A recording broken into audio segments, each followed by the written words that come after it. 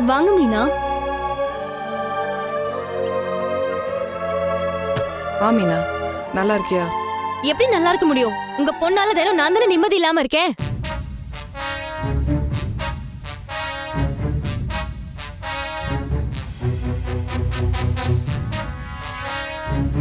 நீங்களாவது இந்த உண்மை என்கிட்ட முன்னாடியே சொல்லிருக்கலாம்லம்மா.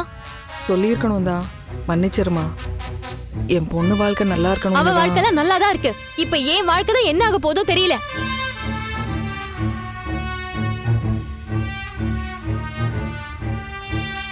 மீனா ஆண்டி எப்படி இருக்க கிரிஷ்? நல்லா படிக்கிறியா? நல்லா படிக்கிறேன் ஆண்டி. இந்தா. Thank you aunty.